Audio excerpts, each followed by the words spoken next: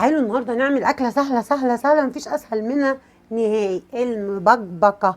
انا جبت حله على النار اهو، طبعا مسخناها، حطيت فيها معلقتين من السمنه البلدي. هنزل هنا ببصلتين ضرباهم في الكبه، هخليهم بس يتشوحوا كده او يتحمروا شويه. هنزل معاهم هنا بفصين من الثوم المهروس، وبرده هخليها يتشوحوا مع البصل شويه.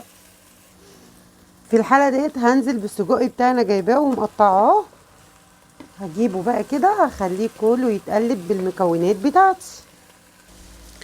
في الحاله ديت هنزل بقرن واحد بس من الفلفل الاخضر واقلبها واسيبه معاه برضو يتشوح معاها شويه. هنزل هنا بالمكرونه بتاعتي واقلبها كله في بعضيه بالمنظر ده، وهسيبها برضو معايا شويه تشرب من كل الخلطه اللي انا حطاها. جايبه هنا معلقتين من الصلصه، هنزل بيهم بالمنظر ده. معلقتين فلفل احمر مهروسين نزلت عليهم. ننزل بالملح والفلفل الاسود والبابريكا ونقلب.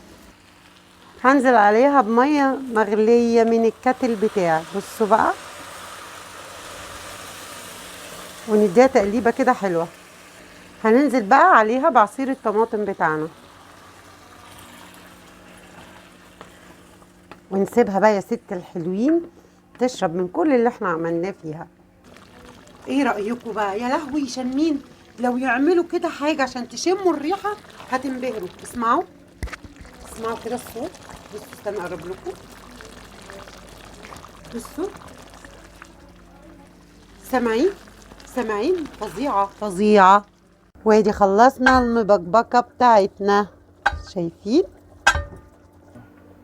خلصت بقى المبكبكه بتاعتي. بصوا بقى الجمال، انا نفسي تشموا، نفسي تشموا الريحه، قلبة عندي المكان، فظيعه وسبايسي درجه اولى.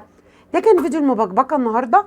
لو الفيديو فعلا عجبكم متنسونيش في اللايك والشير، ويا رب يكون الفيديو فعلا عجبكم، واشوفكم في فيديو جديد. باي باي.